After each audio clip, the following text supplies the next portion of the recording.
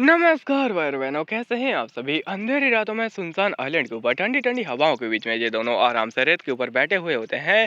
और अपना प्रिंस पूछता है कि आखिरकार तुम हो कौन। तुम मुझे वो तो नहीं लगती हो जो कि तुम पहले थी। तुम मार्केट नहीं हो, तुम कौन हो आखिरकार। अहम से पूरी शौक हो जाती है और कहते कि नहीं, ऐसी कोई बात नहीं है, बल्कि ये सारी की सारी गलती हालात की है। हालात इंसान को चेंज कर देता है और वैसा बना देता है जैसा कि हालात होते हैं। इसलिए मैं तुम्हें चेंज चेंज लग रही हूँ, लेकिन मैं मार्केट ही हूँ। और अपने मन के अंदर कहते हैं कि मैं इसे अभी नहीं बता सकती हूँ कि मैं कौन हूँ। अगर मैंने बताया तो ये मेरे ऊपर शक करेगा, क्योंकि ये पहले ही मेरे ऊपर बहुत ज्यादा शक करा है। अगर मैंने इसे बता दिया तो ये कहेगा कि ये सारी सारी गलती मेरी है। और अभी वो कहता है कि ये तो काफी ज्यादा इम्पॉसिबल होता है और ऐसे केसेस बहुत ज्यादा रेयर होते हैं कि इंसान इतना ज्यादा बदल जाए।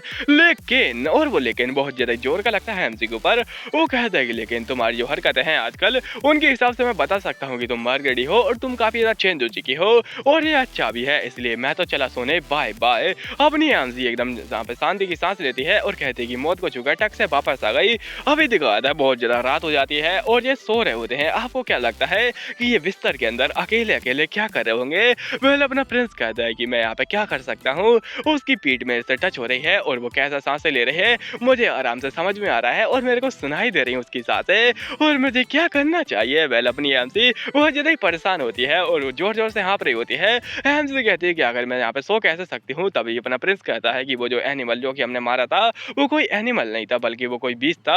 अगर उसके अंदर थोड़ा भी ओरा होता तो वो यहाँ पे एक मॉन्स्टर बन जाता। वो काफी ज्यादा पावरफुल था और ये काफी ज्यादा दुख की बात है कि मैं इस आइलैंड के ऊपर बिल्कुल भी अपनी पावर का यूज ही नहीं कर सकता हूँ। मैं बिल्कुल भी ओरा का यूज ही नहीं कर सकता हूँ। ना ही यहाँ पे मैजिक पावर काम कर रही है। एमसी कहती है कि हाँ, इसने ये बात तो सही गई, इस आइलैंड के ऊपर ना ही मैजिक काम करता है, ना ही डिवाइन पावर, ना ही किसी का ओरा। और यहाँ पे बस एक ही चीज है जिसके ऊपर तुम भरोसा कर सकते हो, वो है अपनी ब्रूटल स्टैंड। तो अपनी एमसी कह देगी इसकी ब्रूटल स्टैंड को देख के ऐसा लगता है कि मैं इसके ऊपर भरोसा कर सकती हूँ और शांति से जीवन जी पाऊंगी। तभी वो कहता है कि मैं भी किससे बातें कर रहा हूँ जिसको मैजिक का एम भी नहीं आता है। क्या ही मैं मजाक कर रहा हूँ किसी के साथ में। वेल छोड़ो इसको। अपनी एमसी कहती है इसकी तो मैं। और उसके बाद में अपना प्रिंस कहता है कि लेकिन फिर भी एक चीज बहुत ज्यादा अजीब है, आखिर कौन, क्यों और कैसे हमको यहाँ पे किडनैप करके लेके आया और उसका मकसद क्या है। एमसी कहती है ये मकसद मकसद करके मेरा दिमाग खराब मत करो, वो मैं तो नहीं थी और मैंने तुम्हें किडनैप नहीं किया है। अगर मैं तुम्हें किडनैप करती तो मैं तुम्हें बिस्तर पे बांध के तुम्हारी इज्जत लूट लेती। तभी वो गुस्से में अपनी एमसी को घूरता है। एमसी कहती नहीं नहीं, मेरे ऐसे इरादे नहीं है, मैं बस तुमको बता रही हूँ।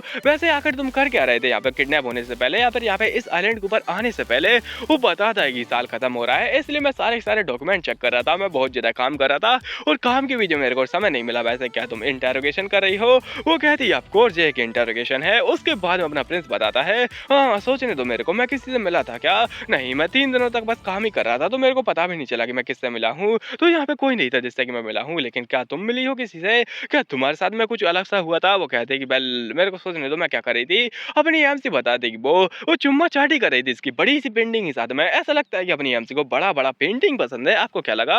अपनी एमसी कहती नहीं, मैं इसे बता तो नहीं सकती कि मैं इसकी इज्जत लूट रही थी, आई मीन इसकी पेंटिंग की। तो यहाँ पे ये मेरे ऊपर थू थू करेगा, इससे अच्छा होगा कि मैं इसे कुछ और बता दूं।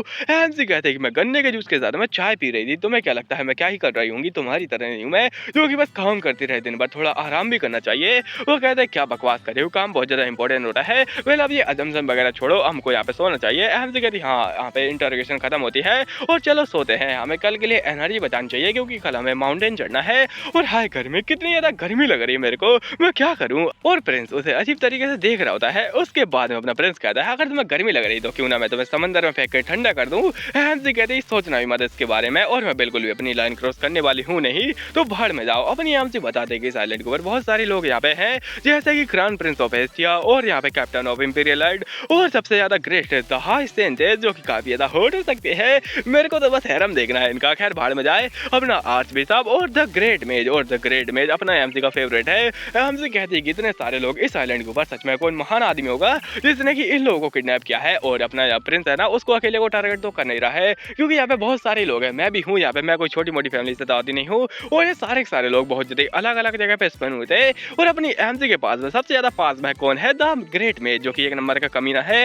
एमसी बता दे कि सबसे पहले हमारे बीच में झगड़ा हुआ था, मतलब मेरे और इस प्रिंस के बीच में। उसके बाद में द हाई सेंटेंस आई थी और अपना हाई सेंटेंस के चक्कर में ये पागल हो गया था।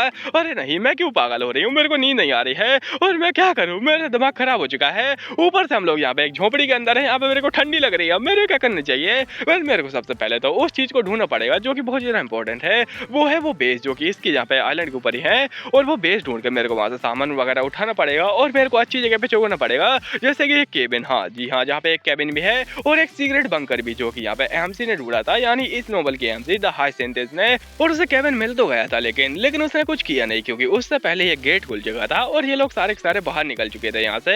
एमसी कहती है, अगर सोचो जरा, ये एक सपना निकला और मैं बस आराम से अपनी आंखें खोलूं बिस्तर के ऊपर, वेल अगर ये एक सपना है तो ये मेरे लिए बहुत ज्यादा दुख की बात रहेगी कि मैं अपने मेन कैरेक्टर, आई मीन मेरे फेवरेट कैरेक्टर से ना मिलूं। वो है यहाँ पे द ग्रेट मेज, उसका नाम है कैडेन। और कैडेन एक नंबर का कमीना इंसान है, जो कि तुम यहाँ पे देख के पता कर सकते हो। बाहर दिखा रहा है एकदम यहाँ पे सन्नाटा छा रहा होता है और भी चुपके चुपके से भाग रहे होते हैं। इनके पीछे कोई पड़ा होता है और ये बहुत जोर जोर से हाँफ रहा होता है। ये कहता है सद्धरी की, और मैं सच में इस जगह पे आ चुका हूँ, अगर ये कौन सी जगह है। और बड़ा ही कमीना इंसान लग रहा होता है मेरे को तो ये। अभी दिखाता है अगले दिन अपनी एमसी की और जो कि बेचारी कांप रही होती है और कहती है कि अरे मम्मी बहुत ज्यादा ठंडी है, मैं तो पूरी कुल्फी बन जाऊंगी और मुझे क्या करना चाहिए, मुझे बहुत जोर की ठंडी लग रही है। वो उठते हुए कुछ देखती है और कहती है हाँ ये किसका है, और ये तो अपना क्राउन प्रिंस का कपड़ा होता है। उसके बाद वो कहती है आकर ये यहाँ पे क्या कर रहा है।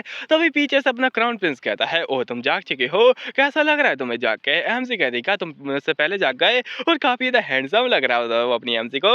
अपनी एमसी कहती है कहीं ऐसा तो नहीं कि तुम सोए नहीं, तुम सारी रात जागे हुए थे। वो कहता है वाल तुम कह सकती हो। एमसी कहती है तुम सच में ऐसी हरकतें कैसे कर सकते हो, जबकि हमें पता ही नहीं है कि हम लोग को खाना कब मिलने वाला है, ऐसा लगता है कि तुम भूख के कारण ही मर जाओगे, और कहीं ऐसा नहीं कि तुम मेरे को खा जाओ। वो कहता नहीं ऐसी कोई बात नहीं है, बल तुम्हें समझना चाहिए ये दिन काफी ज्यादा बड़ा है और हमें देखना पड़ेगा कि आगे हमें क्या करना है, और सच में मुझे तुम्हारे ऊपर अभी भी शक है। एमसी कहती है क्या बकवास है, ये मेरे को वो कोड दे रहा है और कह रहा है कि मेरे को अभी भी शक है तुम्हारे ऊपर। एमसी कहती सच में ये अजीब इंसान है, लेकिन फिर भी क्या फर्क पड़ता है। और मेरे को बहुत ज्यादा हंसी आ रही है और वो पागलों की तरह हंस भी रही होती है। पता नहीं कभी कभी इसको कुछ हो जाता है जिसकी वजह से यहाँ पे अजीब अजीब सी बातें करने लगती है। एमसी कह रहे ऐसी बातें कर रही होती है। अभी अपनी एमसी कहती है चलो पेट भरते हैं और पहाड़ चढ़ते हैं, और अभी ये निकल जाते हैं पेट भर के पहाड़ चढ़ने के लिए। कुछ समय बाद अपनी एमसी कहती है इससे यहाँ पे चीजें और भी ज्यादा क्लियर हो चुकी है कि हम लोग यहाँ पे हमारी बाट लग चुकी है और हम लोग एक घटिया आइलैंड के ऊपर फंस चुके हैं, क्योंकि ये आइलैंड बहुत ज्यादा घटिया है और इसके अंदर मोस्टर वगैरह भी है। अपनी एमसी कहती है एक आइलैंड के ऊपर, वो भी एक यहाँ पे 19+ नोवेल के अंदर, जो कि मैंने आधी पढ़ी थी। ऐसा लगता है कि मेरी किस्मत फूट चुकी है। और ये कहता है तेरी की ये कहाँ पे फंस चुके हैं, ये तो बहुत ज्यादा बुरा हो चुका है हमारे साथ में, एक आइलैंड के ऊपर जिसको कि मैं जानता भी नहीं हूँ कि यहाँ पे कहाँ पर है ये आइलैंड और कौन हमको लेके आया है, कुछ भी नहीं पता है। मेरे दिमाग में कुछ आ ही नहीं रहा है, मेरा दिमाग ही खराब हो चुका है। एमसी कहती सच में ये बहुत ज्यादा ही फ्रस्ट्रेट लग रहा है, जैसा कि मैंने कभी इसको देखा ही नहीं है। लेकिन यहाँ पे ये बहुत ज्यादा कॉमन बात है, मेरा भी दिमाग खराब हो चुका है और मैं भी पूरी तरीके से हार मान चुकी हूँ कि हम लोग इस आइलैंड के ऊपर से बाहर निकल पाएंगे। लेकिन फिर भी मेरे को पता है एक डोर आएगा, हम लोग उसके अंदर जाएंगे और यहाँ से बाहर निकल जाएंगे। बस मेरे को इंतजार करना है उस डोर का कि वो कब तक आएगा। और थकते हुए कहते हैं कि अब तो मेरे पैर भी टूट चुके हैं इस पहाड़ को चढ़ के, मैं क्या ही करूं इसके बारे में। तभी इसका ध्यान जाता है अपने प्रिंस की ओर, जो कि पूरा ही टूटा हुआ था और बेचारा बहुत ज्यादा सैड लग रहा था। अहम से कह रही सच में ऐसी हरकतें हो रही हैं कि अब ये सैड हो ही जाएगा। वेल अब मेरे को शांत करना पड़ेगा इसको, क्योंकि भागने से कोई फायदा होने वाला है नहीं, तो अब मेरे को यहाँ पे कुछ करना पड़ेगा। तो अब ये समय है कुछ करने का। अहम से अपना हाथ आगे बढ़ाती है और कहते हैं कि बाहर में आए सारी बातें, हमको अभी नीचे चलना चाहिए और हम लोग को यहाँ पे सर्वाइव करना पड़ेगा ताकि हम लोग वापस जा पाए। हम लोग सर्वाइव करेंगे और वापस जाएंगे। और बड़ी जोश में लग रही थी। अहम से कहती है भले ही वो यहाँ पे बहुत ज्यादा लड़ाइयाँ लड़ चुका हो, लेकिन एक आइलैंड के ऊपर वो भी काफी ज्यादा परेशान होगा और उसके लिए भी हार्ड होगा यहाँ पे डिसीजन बनाना। इसलिए ये मेरे को चुनेगा या फिर नहीं चुनेगा, शायद वो मेरा हाथ नहीं पकड़ेगा, क्योंकि मैं बहुत ज्यादा कमीनी हूँ और बहुत ज्यादा बड़ी ठड़की हूँ। उसको लगेगा कि मैं यहाँ पे उसकी इज्जत लूट लूंगी, पहले ऐसा कुछ नहीं होने वाला है। और वो प्रिंस अपने एमसी का हाथ पकड़ लेता है, अपनी एमसी से कहता है वेल तुम्हारा बहुत ज्यादा ही शुक्रिया, और बड़े प्यार से कहता है। एमसी की पूरी आंखें बाहर आ जाती हैं उसका शुक्रिया सुन के, और वो कहता है हम लोग यहाँ पे सर्वाइव करेंगे और वापस जाएंगे।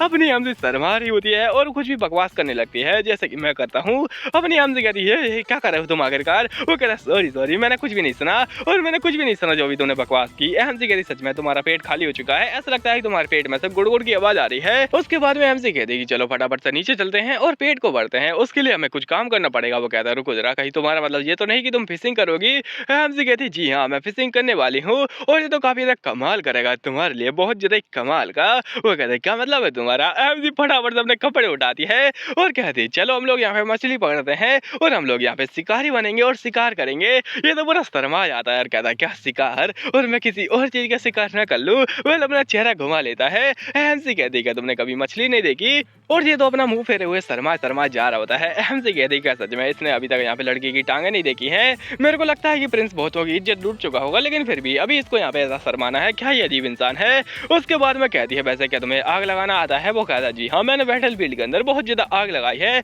हमसे कहती है वो वाली आग नहीं, तुम्हें यहाँ पे आग जलाए रखना है, जब तक कि मैं यहाँ पे शिकार करके वापस आती हूँ मैं कुछ ना कुछ लेके आ ही जाऊंगी।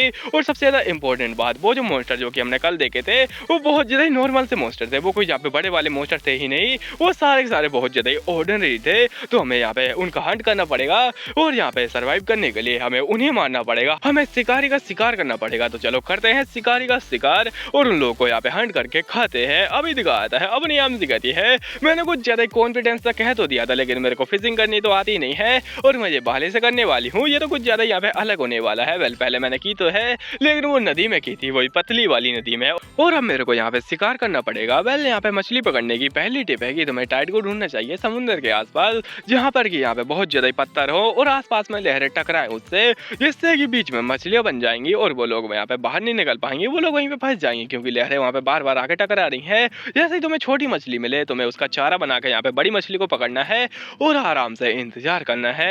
इंतजार, अपनी सांसों को थाम कर बस खड़े रहो और अपनी सांसों को यहाँ पे थामो और निगाहों को गड़ा कर खड़े रहो। बस जैसे ही शिकार आए तुम्हें यहाँ पे वही करना है जो कि हर एक इंसान करता है, शिकार की फाड़ के रख देना है। अपनी एमसी भी ऐसा भाला लेती है जैसे कोई एनिमे हो, अपनी एमसी ऐसा भयंकर सा अटैक करती है जिससे कि क्या होता है कि उस मछली के चितड़े उड़ जाते हैं और पानी भी उड़ जाता है।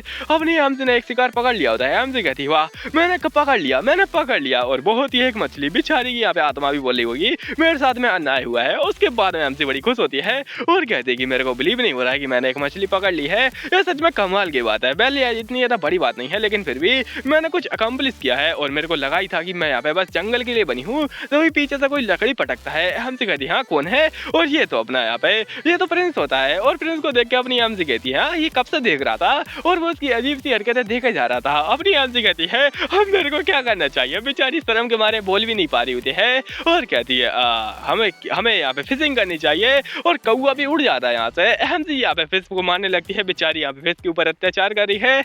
उसके बाद में अभी दिखाया था शाम के टाइम पर अपनी हमसे ने सारी मच्छी को मार दिया होता है और सभी के ऊपर अत्याचार करने के बाद में प्रिंस कहता है कमाल का था वो तो सच में, मेरे को यहाँ पे काफी ज्यादा खुशी हुई कि तुम्हें हंटिंग करना भी आता है, तुम्हें फिश पकड़ना भी आता है और तुम तो अच्छे से मछली बना भी लेती हो। हमसे कहती है वेल मैं एक नॉन वेजिटेरियन हूँ, मैं सब कुछ यहाँ पे कटक जाती हूँ, तो एक मच्छी क्या चीज है, कोरियन सब कुछ खा सकते हैं, तो यहाँ पे एक मच्छी क्या ही चीज है, मच्छी तो बहुत ज्यादा नॉर्मल होती है।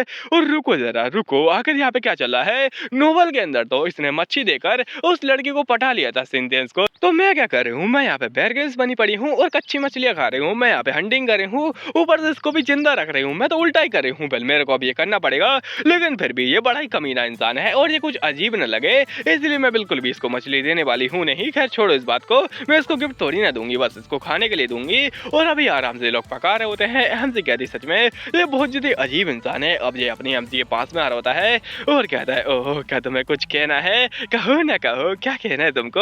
और अपनी हमसे पूरी डर जाती है और घबरा करवाए वो शर्मा रही होती है। वो कहता है ओह मैंने तो बस ऐसे ही तुम्हारे ऊपर हाथ लगाया था और तुम तो बड़ी शर्मा गई, तुम तो पूरी एकदम घबरा गई। हमसे कहती है तुम क्या कर रहे हो, वो कहता कुछ नहीं बस ऐसे ही देख रहा था और तुम चिंता मत करो अब ये काम मैं संभाल लूंगा। और अभी अपनी हमसे उसे बस आराम से मछली पकाते हुए देख रही होती है और कहती है मैं क्या करूं, मेरा तो दिल ही लूट लिया था इसने, इतने बड़े हैंडसम चेहरे के साथ में इसने मेरे ऊपर अटैक कर दिया था और इस हैंडसम चेहरे ने मेरा दिल एकदम ऐसा जोर जोर से धक धक कर रहा था कि मैं क्या ही बताऊं, ये फट ही जाता मेरा दिल, मैं क्या करती फिर। और वो आराम से मछली पकाते हुए सोच रहा होता है कि जो मॉन्स्टर वगैरह थे वो तो अब जा चुके हैं, लेकिन रात आने वाली है तो वो वापस आएंगे, तो मेरे को यहाँ पे कुछ ना कुछ करना पड़ेगा।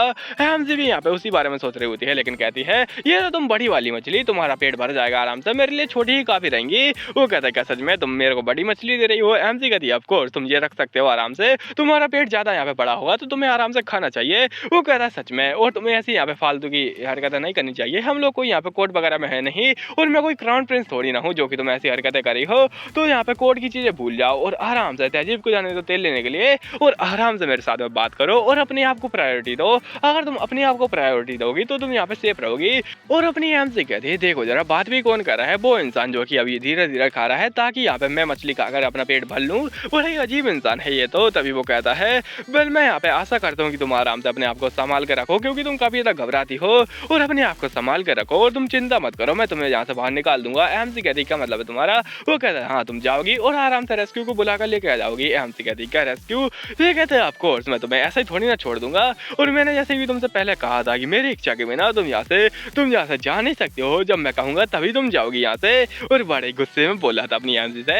एमसी पूरी डर जाती है और कहती क्या ही मजाक चला है, ये मेरे को धमका रहा है। भले ही दूर से देखने पे ऐसा लगे कि ये कुछ ज्यादा ही मेरे से पागल हो चुका है मेरे प्यार में, और मेरे को बोल रहा है कि तुम नहीं जा सकती हो मेरा दिल छोड़कर अपनी एमसी के ऊपर। तभी वो कोट डाल देता है। एमसी पूरी शर्मा रही होती है और वो आगे जाते हुए कहता है कि मैंने ये तुम्हारे ऊपर प्यार के चक्कर में नहीं डाला है, बल्कि मेरे को गर्मी लग रही थी इसलिए मैंने ये तुम्हारे ऊपर डाल दिया है, तो ज्यादा कुछ मत समझो। एमसी पूरी गुस्सा हो जाती है और कहती है मेरे को लगाई था ये मेरा कद्दू बदले एक रात में, तो यहाँ पे ये बहुत ज्यादा घटिया इंसान है, लेकिन फिर भी कुछ तो बात है। और अपनी एमसी भी शर्मा जा रही होती है। वेल कहीं ऐसा तो नहीं कि कुछ हो चुका है। एमसी कहती है आज की रात बहुत ज्यादा गर्म होने वाली है, मेरे को बहुत ज्यादा गर्मी मिलेगी, लेकिन रात के टाइम पे कुछ और चालू होता है। अपनी एमसी बहुत ज्यादा आवाजें निकाल रही थी आ ऊ की, ये कहता क्या चल रहा है इसको, और बहुत ज्यादा आवाजें क्यों निकाल रही है। वेल उसको नींद नहीं आ रही थी, उसको ठंडी लग रही थी। वो कहती है अरे मम्मी रे कहाँ चले गए तुम, और वो कुछ अजीब ही बड़बड़ाने लगती है। वो कहती कि हाय मेरे से दूर मत जाओ प्लीज, मेरे से दूर मत जाओ, और ये आराम से उसको उड़ा रहा होता है। तभी अपनी एमसी कहती है कुत्ते के बिल्ले तुम्हारी ये हिम्मत कि तुम किसी और से प्यार कर लो मेरे को छोड़कर, अगर तुम ऐसी हरकतें कैसे कर सकते हो। ये कहता है क्या बातें कर रही है ये। वो कहती तुम ऐसी हरकतें कैसे कर सकते हो, तुमने मेरी छोड़ने की हिम्मत कैसे की, तुम मुझे नहीं छोड़ सकते, तुम बिल्कुल भी मुझे नहीं छोड़ सकते। ये कहता है क्या तुम मेरे बारे में बातें कर रही हो। अपनी एमसी कहती नहीं तुम्हारे बारे में नहीं, बल्कि इस कोर्ट के बारे में, तुम आखिर मेरे को कैसे छोड़ सकते हो, तुम मेरे शोल्डर्स के ऊपर थे, तुम मेरे से प्यार कर रहे थे, तुम मेरे से लिपटे हुए थे, और आखिर तुम मेरे को छोड़ के कैसे चले गए। प्लीज वापस आ जाओ मेरी ठंडी बॉडी के ऊपर और मुझे गर्मी दो। बेचारी रोने भी लगती है। एमसी कहती आ जाओ मुझे गर्मी चाहिए गर्मी, और वो आराम से उस यहाँ पे कोट को चिपका लेती है। ये कहता है क्या करे आखिरकार ये। उसके बाद में यहाँ पे अजीब सी चीजें होती हैं, और अपनी एमसी यहाँ पे ऐसी बकवास करे जा रही थी। सुबह हो जाती है और सुबह सुबह अपनी एमसी कहती हाय मेरी बॉडी बहुत ज्यादा इसके अंदर खुजली हो रही है, ऐसा लगता है कि मुझे रेत के ऊपर नहीं सोना चाहिए, बहुत ज्यादा गर्मी भी लग रही है। तभी प्रिंस कहता है ओहो ऐसा लगता है कि तुम्हें अपना प्यार का एहसास हो चुका है। एमसी कहती है अरे मम्मी रे तुम क्या बोले हो। वो कहता है कि बोल तो तुम रही थी कल रात को बहुत ही था प्यार से, तुम दोस्त को प्यार करे जा रही थी, उसे बोल रही थी कुत्ते का पिल्ला। ओहो हो बड़ी प्यार से कह रही थी, तुम तो बोल रही थी कि वो यहाँ पे बहुत ज्यादा प्यारा है तुम्हें, और उसके बिना तुम जी नहीं पाओगी। क्या ही प्यारी प्यारी बातें बोल रही थी। और जरा देखो तो तुम तो यहाँ पे कसम भी खा रही थी, तुम उसके साथ में 7 जन्मों का वादा भी कर रही थी कि तुम उसके साथ में 7 जन्मों तक रहोगी। वाह वाह वाह। अपनी एमसी की चीख ही निकल जाती है और कहती नहीं ऐसा नहीं हो सकता है, तुम क्या बातें कर रहे हो। वो कहता है अब तुम ऐसा नाटक करोगी कि तुम्हें नहीं पता है। बहुत ज्यादा बढ़िया है, तुम काफी ज्यादा ओवर एक्टिंग कर रही हो। अपनी एमसी कहती नहीं मैं तो एक नोबल हूँ, मैं वादा कैसे ही कर सकती हूँ, वादा कसमें यहाँ पे नोबल वगैरह नहीं खाते हैं। वो कहता है वाह क्या ही नाटक करती हो, और आराम से चुप होते हुए कहता है ठीक है फिर मैं ऐसा नाटक करूंगा जैसे कि मैंने कुछ सुना ही नहीं हो, लेकिन फिर भी मेरे को तो ये मानना ही पड़ेगा तुम्हारी हरकत ही ऐसी है। आई मीन तुम वैसी ही हो जैसे कि तुम यहाँ पे सपने में थी, तो ये काफी ज्यादा नॉर्मल सी चीजें हैं और मैं इसको मान सकता हूँ। एमसी कहती है तुम मेरे को सीधा सीधा ठरकी क्यों नहीं कह देते हो, तुम मेरे को ऐसा क्यों छेड़ रहे हो। वो कहता है ठीक है बाय बाय मैं चला, वैसे मैं तुम्हारे प्यार को सपोर्ट करता हूँ, जाओ और लूट लो इज्जत उस सट की। एमसी कहती तुम्हारी तो तुम ऐसी है तो कैसे कर सकते हो। नहीं ऐसी कोई भी बात नहीं है। उसके बाद में दिखाता है पंछी आराम से उड़ रहे होते हैं, तभी काला काला मौसम छा जाता है और बारिश जैसा मौसम होने के बाद में अपनी एमसी वो कोट उसको धोके दे रही होती है और कहती है कि ये लो तुम्हारी शर्ट ये रख लो तुम। वो कहता है कि नहीं मेरे को नहीं चाहिए, तुम ऐसे रख सकती हो, और एक मर्द होने के नाते ये तो मुझे करना ही चाहिए, अगर तुम्हें कुछ और चाहिए तो तुम बोल सकती हो, मैं आराम से तुम्हारी हेल्प कर दूंगा, जो भी तुम्हें चाहिए बताओ क्या चाहिए तुमको। एमसी बस सोची जा रही होती है और कहती हाँ मेरे को ये बात याद आई कि हमें यहाँ पे अगर सर्वाइव करना है, अगर हम लोग को आगे बढ़ना है तो इस जंगल के अंदर जाना पड़ेगा, तो चलो अब अंदर चलते हैं इसके अंदर। वो कहता है तो फिर रेस्क्यू का क्या होगा, अगर तुम यहाँ पे बाहर रहोगी तो रेस्क्यू टीम आ सकती है हमको बचा सकती है, पर अगर हम लोग जंगल के अंदर जाएंगे तो बहुत ज्यादा हार्ड रहेगा उनके लिए और हमारे लिए भी।